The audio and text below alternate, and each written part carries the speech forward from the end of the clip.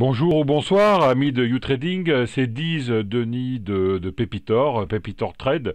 Donc on se revoit comme toutes les semaines pour faire une petite revue des indices directeurs pour ce que moi je trade, donc c'est les small cap.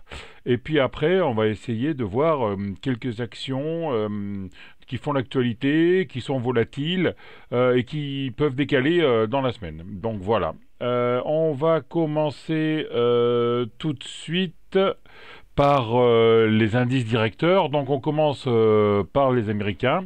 L'indice, le standard, Standard Poor's 500, le SPX 500. Donc on va commencer par une vue semaine. Donc je me répète un peu toutes les semaines, mais bon, c'est toujours la même chose, hein. Tendance franchement haussière depuis le Covid. On a une petite zone d'hésitation à l'entrée de l'automne. Fin janvier, une petite zone d'hésitation aussi. Et puis là, c'est vraiment une tendance haussière avec bol M7, bol M7, M20, bol M7, bol sup M7, bol sup M7, M20, etc. Et là, on voit depuis les 3 dernières semaines accélération. Donc on part en euphorie là, hein.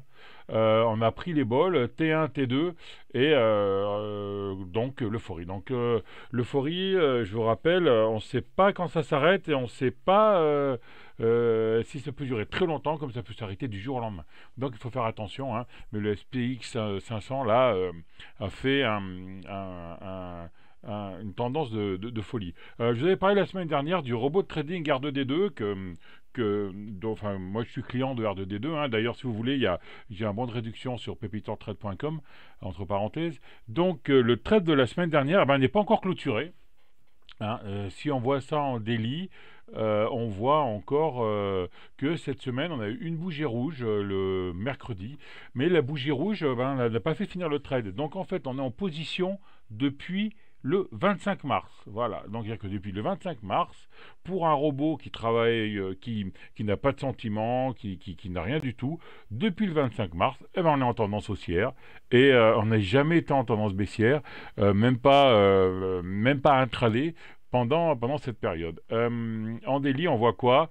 Le canal haussier, on est sur le haut, on voit que là, on est en train de sortir du canal haussier, donc vraiment là, c'est l'euphorie.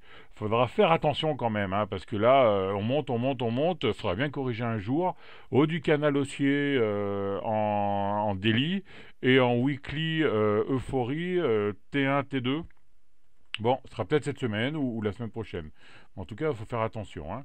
Nasdaq, alors le Nasdaq en weekly, toujours haussier, toujours haussier. Par contre, on avait eu des petits problèmes fin février-mars, donc on a fait une chute, on est revenu prendre appui sur le bas du canal, la M20, et là, 3 bougies vertes qui nous ont permis de tout récupérer, la chute qu'on avait eue en février. En plus, non croisement haussier, M7, M20, je vous confère à la vidéo que j'avais fait sur les non-croisements haussiers, et on prend la bolle aussi, là en T1. Donc on prend la bolle en T1. Normalement, après un T1, on a un T2, des fois des T3, des T4. Donc là, on peut partir aussi en euphorie, surtout qu'on a passé les derniers plus hauts de février. Mais on voit quand même que le Nasdaq a eu beaucoup plus de mal que le SP500, hein, et on est toujours dans le canal haussier. On n'est pas sorti du canal haussier, à l'inverse du SP500. En daily, qu'est-ce qu'on peut dire en daily? Alors en daily, on est toujours haussier. J'avais tracé, je ne sais pas si vous vous souvenez, un triangle ou un range ici. Finalement, elle a été sortie par le haut. Et la semaine dernière, j'avais immiscé une figure, une tasse avec anse. Donc tasse avec anse, je vous rappelle, voilà, on prend le plus gros, la tasse en fait, la hauteur de la tasse, que l'on reporte à la ligne de coup. Voilà. Et là, on voit jusqu'où on peut aller, hein. On va normalement, la target, c'est les 14 300. 14 300 qui correspond presque au haut du canal haussier. donc à vérifier. Bon, évidemment, en daily, on confirme ce qu'on voit en weekly, c'est-à-dire une hausse, un T1, T2, T3, T4, T5, retour à la M7, on n'est même pas venu consolider sur la M20 et on repart ensuite encore un nouveau plus haut. Donc c'est vraiment bullish, bullish, bullish. Alors, en France, le CAC, qu'est-ce qui se passe? Alors, en weekly, haussier toujours, hein, on a fermé le gap du Covid, les 6000. On pensait que ça allait être compliqué. Bon, finalement, on l'a fermé. On a fait un plus haut du Covid de 6100 et là, on a dépassé le plus haut avant les subprimes. Donc, on est vraiment tout effacé. On a effacé on a effacé donc le haut, c'était 2007. Donc on est revenu à des niveaux de mai 2007. 2007, ça fait 14 ans. Donc on est au plus haut de 14 ans. Même plus, hein. Mais bon, on a repris les plus hauts de 14 ans. Avec une belle bougie verte cette semaine. Alors un T1, un T2, un T3 encore. Avec les bandes de bol qui s'écartent. Donc en weekly, on est vraiment, vraiment bullish aussi. Rien à dire. Tout va bien. Voilà. Et en daily, on s'aperçoit de la même chose. Une belle bougie verte, une grosse bougie verte vendredi qui ferme presque au plus haut. On n'a pas pris la bol. On va voir ce que ça va donner cette semaine, mais apparemment, il n'y a aucun figure de retournement, rien qui nous dit que ça va s'arrêter. Donc, on est obligé de dire bullish, ça va monter. Voilà, on surveillera quand même des figures de retournement pour peut-être une consolidation vers la M7, mais on voit le mouvement est tellement fort après le non-croisement aussi M7-M20 qu'on a eu fin mars que on vient même pas toucher la M7, quoi. Voilà. Le CAC Small, alors le CAC Small, lui, en weekly, il est haussier. On a une petite contraction en octobre 2020 et après là, on est vraiment parti. On a une nouvelle impulsion là. On a une consolidation à plat. Nouvelle impulsion, on a cassé les plus hauts et on voit les bols qui commencent à s'écarter. Donc, nouvelle impulsion, on va voir ce que ça va donner dans les jours qui viennent. Et en daily, on était en range, on a cassé le range, et là, dérive latérale. Voilà. On casse le range, et on a consolidation latérale, c'est-à-dire que on va consolider sur la M7, mais c'est la M7 qui vient chercher les prix. Un marché pas facile à trader aussi, pas facile à trader sur les smalls, parce que les smalls sont très volatiles, donc pas mal de trades intraday, et on voit la taille des bougies, c'est vraiment ridicule. Donc les décalages intraday sont très très très petits. En fait, ça monte en descendant, ça monte très très très très très doucement, et vraiment pas difficile pour les intraday. On va voir ça en détail maintenant. Je vais vous proposer quelques actions à suivre cette semaine. Nous allons commencer cette revue par SRP, donc showroom privé. D'abord une petite vue hebdomadaire. Donc en hebdomadaire, on voit une première poussée qui est allée de novembre jusqu'à février. Ensuite une consolidation sur la M200. On a longé la M200, on est venu prendre appui sur la M20. On est presque touché le plus bas des 2,55 et là on a la M7 qui va faire un non-croisement haussier avec la M20 et on a vraiment un double top sur les 3,24 et une sortie très intéressante en hebdo sur ces 3,24 pour rejoindre les plus hauts qui sont les 3,85.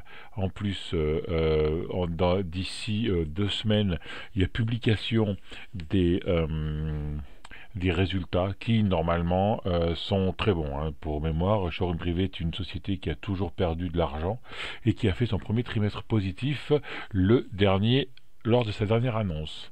En daily, on a confirmation de la même chose. Hein. Là, on voit le dernier plus haut et là, la congestion qui a lieu ici, avec les bandes de Bollinger qui se referment, et puis là vraiment des bougies de plus en plus courtes, et en daily en fait 1, 2, 3, 4, 5, 6, 7, 8, 9, depuis 9 jours, presque pas de mouvement, congestion, les volumes qui descendent, donc vraiment la cassure des 3,24 à surveiller.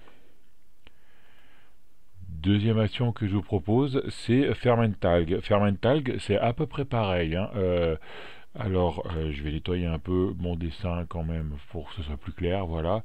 Donc en weekly, pareil, une première poussée et ensuite un retour sur la M20, la M7 qui se redresse, va probablement en croisement haussier qui va avoir lieu, des bougies de plus en plus courtes, on perd de la volatilité. C'est un drapeau aussi, hein, avec le mala et le triangle ici, un fanion plutôt, hein, parce que le drapeau c'est un petit canal, donc là ce serait plutôt un fanion. Enfin, drapeau ou fanion c'est la même chose, hein. Ce qui est intéressant à voir, c'est impulsion, fin d'impulsion, possibilité de reprise. Et en daily, ben on voit ça, hein, l'impulsion, la reprise, et là on est à plat, avec vraiment des bandes de Bollinger qui sont très très courtes. Là on était une volatilité minimale, on a eu une première bougie jeudi, et un retracement vendredi. Donc là, il faut vraiment voir ce qui va se passer cette semaine. Euh, pour prendre une position, essayer le plus haut à 3,33 de jeudi dernier, ou alors les plus hauts de 3,42 du 9 mars. Voilà. Ensuite, je peux vous parler de Katana. Katana, pareil, hein, de toute façon, comme vous avez compris, moi ce que j'aime bien, c'est les reprises de tendance, hein. Là, on va avoir une reprise de tendance. Pareil, une hausse. On revient chercher une zone une zone de résistance ici. On repart. On est à plat ici, hein. On voit consolidation à plat. Et là, on revient chercher les derniers plus hauts. La bande de Bollinger qui s'ouvre. La M7 positive. La M20 positive. Donc en weekly, tout est bon. Et en daily, confirmation de ça, hein. Voilà, canal haussier court terme, on casse une résistance oblique baissière, et là on va chercher les plus hauts avec vendredi une très belle bougie. Les acheteurs ont essayé, on a ouvert haut, les vendeurs ont essayé de prendre la main, les acheteurs ont attendu les vendeurs sur la M7 et sont revenus sur le coup d'ouverture, sur le cours d'ouverture. Donc un très beau marteau ici, même si le marteau normalement a une signification pour une fin de tendance baissière. Là, on peut penser que la hausse peut continuer lundi. Donc surveillez la cassure des 3,84. Voilà. Ensuite, alors cette semaine, comme vous avez remarqué, je vous propose pas mal d'actions weekly, hein, parce qu'il y a des choses intéressantes, hein, sur les actions semaines, et c'est vrai qu'en daily, on est sur des semaines assez flat, hein, des semaines où on fait pas beaucoup de hausse, pas beaucoup de baisse, pas beaucoup de volatilité.